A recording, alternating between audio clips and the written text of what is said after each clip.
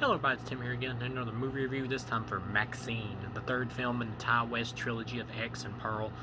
Um, this has actually been out for a while, and so this review is probably coming really late for a lot of people, in terms of my reviews anyway. But I've been wanting to watch this for a while. I really enjoyed X. I thought it was like an awesome horror flick that was pretty much like a porno, like satire on porn and like the 70s type horror films like Texas Chainsaw Massacre and stuff. And then Pearl, I thought was a masterpiece, even better than X. Really like Pearl, with like allusions to stuff like Wizard of Oz and other like much older Hollywood type films. Now this one, you got the Maxxxine character here as the star, who was the one that got away at the end of X, and it's played by Mia Goth, who also played the character Pearl. I will go ahead and say it from 1 to 4 stars. I'd give this a 2.5 out of 4. This is easily the weakest of the three. I was let down by this film ultimately as a whole.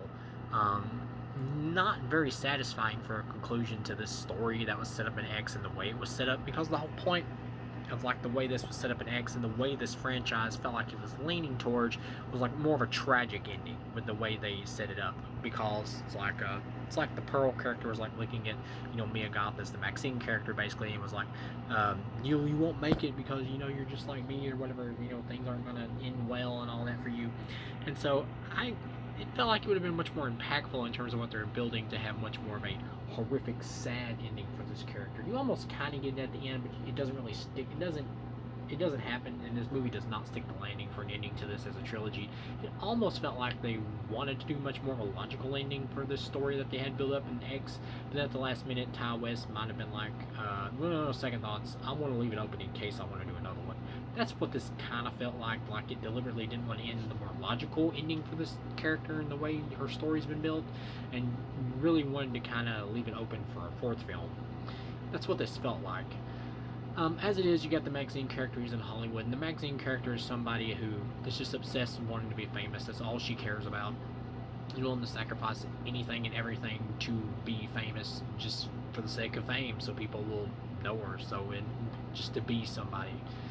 That's all that matters to her. She has like this token gay black friend in the movie or whatever, who they do explain is like the reason she hangs out with him is because she knows he won't try to screw her.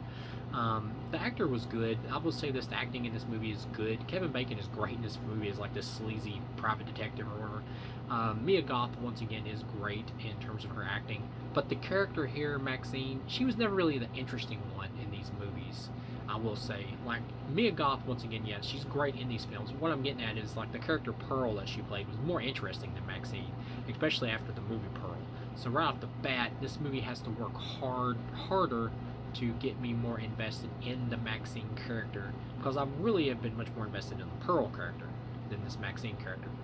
But they managed to eventually get me interested enough in this character by the end, to the point where I was like, yeah, it's a good character. It's not a great character like Pearl's character, but this is a good character. And this character is just like, and also the other problem is, it's like, because of both the other two movies were pretty much dedicated to Pearl, and they gotta try to put stuff in to explain more character details and stuff with the Maxxxine character. Like, what I'm getting at is, by the end of the movie, there's these killings throughout the film. You don't know who's doing it, and the people think it might be Richard Ramirez, who is the real killer in real life, the Night Stalker. But it's not. It's actually her father at the end, who is this crazy religious dude, and we see like a flashback of him at the beginning of this movie when it opens, where he's like telling Maxxxine as a little girl, don't accept a life you won't deserve, and she's like, I want to be just like you, Daddy. And then at the end, of course, him and like these other religious zealots are the killers, and it's a commentary on the whole thing of like crazy religious protesters and stuff like that towards Hollywood and movies and stuff. And at the same time, this movie does satirize like Hollywood in general and stuff like that, about how like shitty it is for people who, well, namely women, but people in general really, who want to become stars, how they pretty much got to sacrifice everything if they really want to be like on top and in the front of the magazines and everything. They want to be the it man or it girl for the time or whatever. It really is a commentary on how shitty Hollywood is in general with that kind of stuff. And yeah, Kevin Bacon's this private detective who's like following her around or whatever, and he does a great job being sleazy in this. And he gets killed later because you got Giancarlo Esposito, I believe is the actor's name, who plays her agent. I think he was in Breaking Bad. He does a good job here, and he plays her agent, and ultimately he eventually like helps her like catch Kevin Bacon, who's like trying to kill her because he's working for her father. Um, and They crush him in this car thing, which I thought was actually kind of dumb, because once they finally catch Kevin Bacon's character and they crush him in the car thing, he's talking about like, you don't know who my employer is or anything, so taking me out is not really going to make any difference. And he's right. Logically, killing him, or at least killing him before you know any information about who the fuck he's working for, who was obviously going to come after Maxxine again or in some other way, shape, or form, you're not accomplishing anything. So them killing him felt dumb, unlogical, illogical, stupid. I mean, I get killing him, but they should have logically killed him after they got the information who the hell he's working for. That made no sense. But yeah, he's Kevin Bacon's character's like following her around because he's been hired by her father to find her or whatever. Like I said, her father's like the leader of this cult, who are like all just like random parents or whatever of kids who like went off to Hollywood and stuff, and they think they're possessed by demons because they want to be actors. That was hilarious. And at the end, they get this shootout. And you got Michelle Monaghan, I think is the actress's name, and then this other actor. I recognize the other actor who plays the other cop. He does good in the movie, but I forgot the dude's name. But he does good in the movie. They both do a good job, but they're both pretty much just like killed off screen. Like he gets shot at the end by her crazy religious cult leader father, and he just like he sits there and he has a remark about, I wanted to be an actor too, and he's like croaks over, which is pretty funny in the movie because he plays the bad cop anytime they're like interrogating people, and she's always like, you're in his Michelle Monaghan, who plays his partner, is always like, you coming on too strong, not that good, and he's like, what, you didn't like that performance? And he says it like 2 or 3 times. I thought that was cute. That was funny. But you get to the end of the film, and then Michelle Monaghan's character like falls backwards or whatever, and she's got a cross stuck in her eye, and she's like, but I did get him, talking about at least she did shoot her, Maxxine's crazy father. And Maxxine in the movie, she doesn't really seem to care about anyone or anything, despite the fact that she has friends. But you can tell though, like when the black dude gets killed and she like sees his body and she's freaking out, you can tell she does care for him. There's some morals there still in her, to the point to where she does still care about her friends and stuff, the ones who are legit her friends. And also because at the end of the movie, after Kevin Bacon's dead, she decides to go like find the dude or whatever who's killing all the women and stuff, because she does want to put a stop to it. But once she gets there and gets captured and everything by her father, and her father's like, I am gonna make you famous, and he's like got her own camera acting like she's demon possessed, and if she doesn't denounce Satan or whatever, which Hollywood, denounce Hollywood, he's gonna brand her in the face with a pentagram, I guess, and then kill her. And he's recording it, making like his own home movie or whatever, and he's like, I'm gonna make you famous doing this, you're finally gonna be famous. And that's when the 2 cop characters show up, who are kind of throughout the movie investigating the dead bodies of the women and stuff, the porn stars that get found. And then they get this big shootout, which was kind of entertaining. It was alright. Maxxine, Mia Goth's character, gets loose with this knife she has in her pocket, and she stabs one dude like up the nose with it. That was pretty funny. It was humorous, and it was a decent little scene. And she gets to the end with her father or whatever. In the end, this movie feels over long. Like when they get to the end or whatever, and she's got like the gun pointed down at her father, and he's like, I'm sorry, I failed you, I did wrong, I raised you wrong or whatever. And she's like, no, Daddy, you did it right, you taught me, you gave me divine intervention. Basically saying that because of his shitty parenting, that that's what gave her the drive to want to be a star and to do all these wrong things so she can be famous. That's basically what she's saying. And she has like this big like vision or whatever, where this helicopter shows up and it's like pointing down like a spotlight on her. He's like, Maxxine, stop, freeze, quit, whatever, we're here. It's the police. And she has this big vision about her being famous because she's the one who like brought down this killer and everything and all that. And she's like a Hollywood premiere of this new movie she's working in, like this B horror film called Puritan 2. And she's there, and one of this reporters talking to her, and she's like, is it true they're doing the Maxxine story? And so is playing you. That was kind of funny. But and of course it's like a vision in her mind, and it cuts back, and she does shoot her dad. His whole head explodes, which is kind of weird because she's recorded doing this when the dude is already down on the ground. Wouldn't that kind of go against making her more famous? I mean, if they record her and have her recorded, blowing the guy's head off after he's already on the ground, and wouldn't there be like conspiracy theories also that would come from this because it's her father? You know, wouldn't there be like a bunch of crazy shit that would like stem from this? But I guess, you know, it's the whole thing of there's no such thing as bad publicity or whatever. But then you get to the end and it's like her there or whatever filming the Puritan 2 movie and everything. She's got her hair all done up, and the director even makes a remark, you look like a Hitchcock blonde, and that's pretty much what she's going for in terms of her look. And they do have the Psycho house here that's on like the Hollywood lot. You get a scene in the middle of the movie or whatever, or towards the second half of the movie where Kevin Bacon's like chasing Mia Goth's character Maxxxine around, and she like goes into the Psycho house. I was hoping that Kevin Bacon would have went in there, and it would have maybe been like a chase around, like inside of the house or something. But no, and you don't get that. I thought that was kind of a missed opportunity. But you get to the end or whatever though, and she's like on the set at the end of her movie Puritan 2, where she's talking to the director, and the director's like, "Well, you made it now. You're a star. What do you want after this?" She's like, "I just never want it to end." And that's when the movie just ends. That's when it cuts off. Well, it cuts off after that because you see like um, a cast of her head sitting on a bed, and it was made for like a dream sequence in the movie, and the camera closes up on a shot of her fake head, and then the credits start rolling down in front of that, and so that's when it ends, and it kind of ends on like a whimper.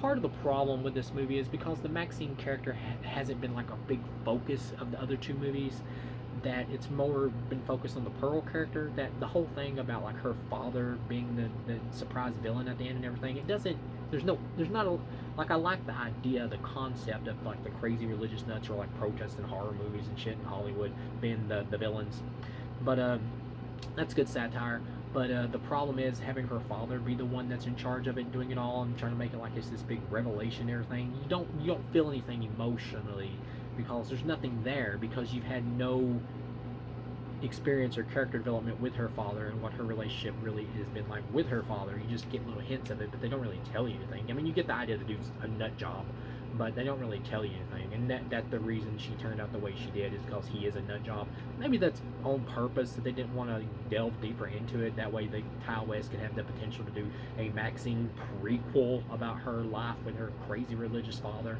and why she ended up the way she did. You know, like they did the Pearl prequel, they could do the Maxxine prequel. They could do that, I suppose. Maybe that was left that way on purpose, but that doesn't help this movie. The fact that they never really developed her relationship with her dad at all. So I don't know shit about why she was even, why she even ran away from her dad, why she didn't want to be around her dad. Was he a child rapist? Was he a wacko?